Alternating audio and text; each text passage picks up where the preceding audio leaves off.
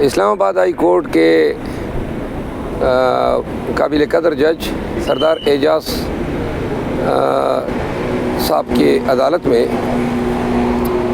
میرے گھر پہ جو غیر قانونی ریڈ تھا رات کے 1:30 بجے، اور جس میں انہوں نے میرے ملازم کو اغوا کیا، توڑ پھوڑ کی، وہ مقدمے کی سماعت ہوئی۔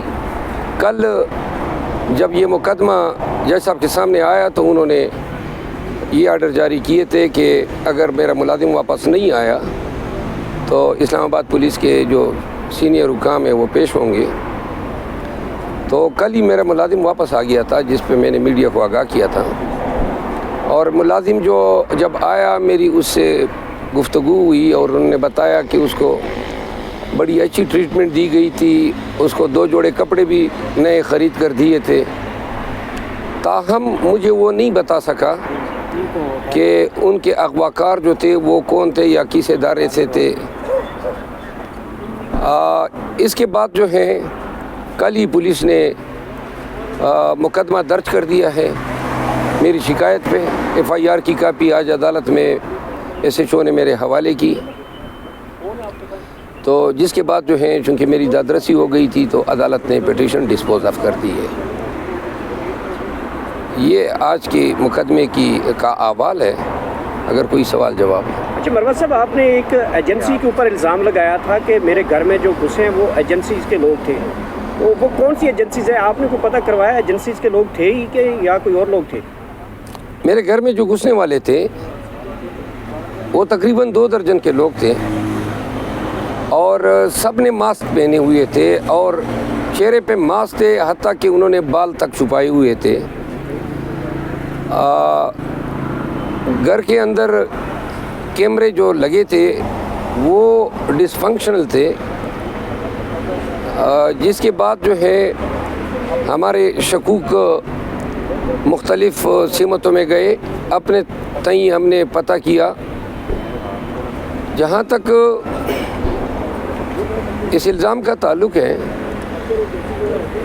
چونکہ جب آپ کے یہاں چوری ہو جاتی ہیں تو آپ کا ذہن ہر طرف چلا جاتا ہے، اور فوجداری مقدمات میں جب آپ کسی کو پراسیکیوٹ کرتے ہیں تو ان کی شناخت جو ہے وہ لازمی چیز ہے کہ آپ نے بتانا ہوتا ہے کہ فلاں شخص جو ہے اس نے اس جرم کا ارتکاب کیا ہے۔ اچھا شیر افضل مروت صاحب، یہ بتائیے گا کہ کچھ خبریں ہیں کہ سنی اتحاد کونسل کو بیرسٹر گور نے، علی امین گنڈا پور نے، اور بھی کافی لوگ ہیں جنہوں نے جوائن کرنے سے انکار کر دیا۔ اس حوالے سے کیا کہیں گے آپ؟ جی، اس سوال کا جواب آتا رہے گی، لیکن میں پہلے آپ کے سوال کا جواب دے دیتا ہوں۔ عمر ایوب صاحب اور جو ہمارے دیگر چند بیرسٹر گور صاحب، انٹرا پارٹی الیکشن ہو رہے ہیں 15 دن کے اندر، تو انٹرا پارٹی الیکشن میں یہ کنٹیسٹ کرنے کی خواہش رکھتے ہیں، تو اگر یہ یہاں پہ شمولیت کرتے تو پھر پاکستان تحریک انصاف کے انٹرا پارٹی الیکشن کے لیے نااہل ہوتے، تو لہٰذا اپنی پارٹی کو ہم نے ایکٹیویٹ کرنا ہے، فنکشنل بنانا ہے۔ جو کمی بیشیاں جن کا الزام لگا سپریم کورٹ میں ہم پہ اور جس کی وجہ سے بیٹھ کا نشان لیا گیا، اب انشاءاللہ ابھی جو الیکشن ہو رہے ہیں اس میں پوری کریں گے۔ اور تمام PTI کے ورکرز کو میں کہنا چاہتا ہوں کہ اس دفعہ ہم الیکشن میں حصہ بھی لیں گے، اور آپ سب تیاری کریں، رابطہ ایپ کے ذریعے اپنی ممبرشپ کریں، اپنی مرضی کی قیادت جو ہے وہ آپ منتخب کریں۔ انشاءاللہ میں خود اپنے دوستوں کی ساتھ مشاورت میں ہوں، اور جو ہمارے دوست پارٹی کے پلیٹ فارم سے الیکشن لڑنا چاہتے ہیں ان کو میں سپورٹ بھی کروں گا۔ جہاں تک اداروں کی بات کی، آج کل کے حالات میں اور بالخصوص الیکشن ہونے کے بعد یہ نیریٹو جو ہے ڈیولپ کیا جا رہا ہے کہ پاکستان تحریک انصاف سے جو سیٹیں چھینی گئی ہیں اس میں اسٹیبلشمنٹ کا کہیں کوئی کردار ہے۔ ایک بات تو یہ واضح کروں کہ فوج اور اسٹیبلشمنٹ کو 2 علیحدہ علیحدہ انٹیٹیز جو ہیں تصور کیا جانا چاہیے، کیونکہ 6 لاکھ کی فوج جو ہے اس میں کپتان، میجر، کرنیل، بریگیڈیئر، یہ وہ لوگ ہیں جو کہ بارڈر پہ ڈیوٹیاں کرتے ہیں، دہشت گردی کے خلاف جو ہیں اپنی جانوں کا نذرانہ دیتے ہیں۔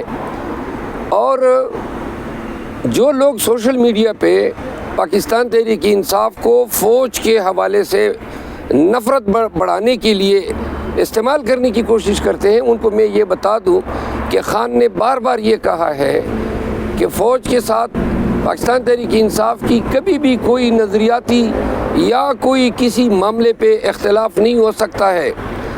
اور ہم نے اپنے کنونشن میں بھی شہدائے پاک فوج کو خراج تحسین پیش کیا، یہ بھی ہمیں ادراک ہے۔ مثال دیتا ہوں، یوکرین کی فوج نہیں تھی، 2 گھنٹوں میں USSR نے اس پورے ملک کو ٹیک اوور کیا، اور ایران نے جب یہاں پہ ہمارے خلاف میزائل داغا، یہ آپ کی فوج ہی تھی جن کی جوابی کارروائی نے ایران کا منہ بند کر دیا۔ آپ کے ہمارے بھارت کی طرف بارڈر پہ وہ بھی دشمن ہیں، منہ کھولے بیٹھے ہیں۔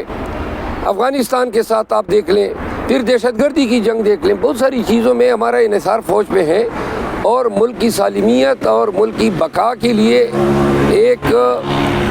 ایک ضمانت کی حیثیت رکھتے ہیں۔ تو لہٰذا یہ چیز لوگ ذہن سے نکال دیں کہ فوج یا فوج سے وابستہ جو فورسز کام کر رہی ہیں ان کے حوالے سے ہم کوئی منافرت پھیلانے کی کوشش کریں گے۔ دوسری بات یہ ہے کہ سیاست میں آج جو ہماری سیٹ چھینے جا رہے ہیں، سامنے تو یہ نظر آ رہا ہے کہ الیکشن کمیشن اس میں ملوث ہے۔ ہم نے اپنے کنونشن میں بھی شہدائے پاک فوج کو خراج تحسین پیش کیا، یہ بھی ہمیں ادراک ہے۔ مثال دیتا ہوں، یوکرین کی فوج نہیں تھی، 2 گھنٹوں میں USSR نے اس پورے ملک کو ٹیک اوور کیا، اور ایران نے جب یہاں پہ ہمارے خلاف میزائل داغا، یہ آپ کی فوج ہی تھی جن کی جوابی کارروائی نے ایران کا منہ بند کر دیا۔ آپ کے ہمارے بھارت کی طرف بارڈر پہ وہ بھی دشمن ہیں، منہ کھولے بیٹھے ہیں۔ افغانستان کے ساتھ آپ دیکھ لیں، پھر دہشت گردی کی جنگ دیکھ لیں، بہت ساری چیزوں میں ہمارا انحصار فوج پہ ہے، اور ملک کی سالمیت اور ملک کی بقا کے لیے ایک ضمانت کی حیثیت رکھتے ہیں۔ تو لہٰذا یہ چیز لوگ ذہن سے نکال دیں کہ فوج یا فوج سے وابستہ جو فورسز کام کر رہی ہیں ان کے حوالے سے ہم کوئی منافرت پھیلانے کی کوشش کریں گے۔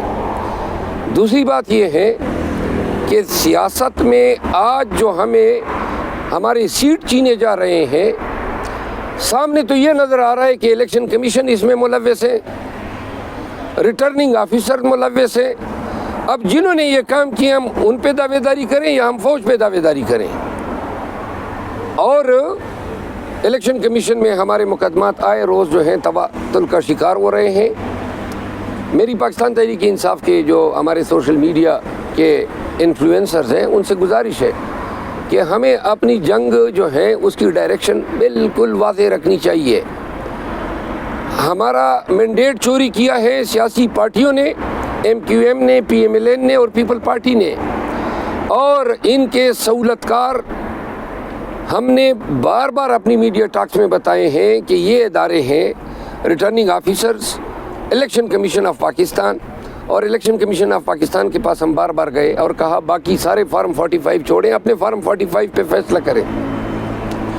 تو لہٰذا ہماری جنگ جو ہے وہ پارلیمان کے اندر بھی رہے گی، پارلیمان سے باہر بھی رہے گی، جب تک ہمیں اپنا مینڈیٹ نہیں ملتا ہے انشاءاللہ یہ بھی چین سے حکومت نہیں کر پائیں گے۔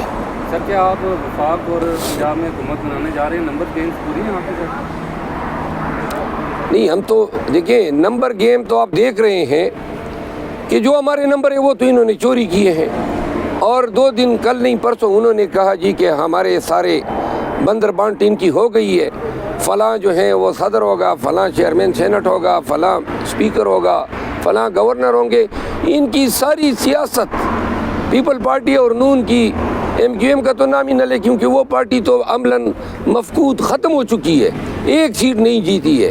تو لہٰذا ان 2 پارٹیوں کی سیاست جو ہے وہ حکومت پہ قبضہ کرنا، پھر حکومت میں ہوتے ہوئے عوام کا جو پیسہ ہے، پاکستان کا جو پیسہ ہے، وہ چوری کر کے باہر لے جانا ہے. یہ ان کی حکومت ہے. اور ابھی بھی 6 مہینے کے اندر قوم کو نظر آئے گا کہ یہ لوگ کس لیے یہ چوری کر کے حکومت میں آئے.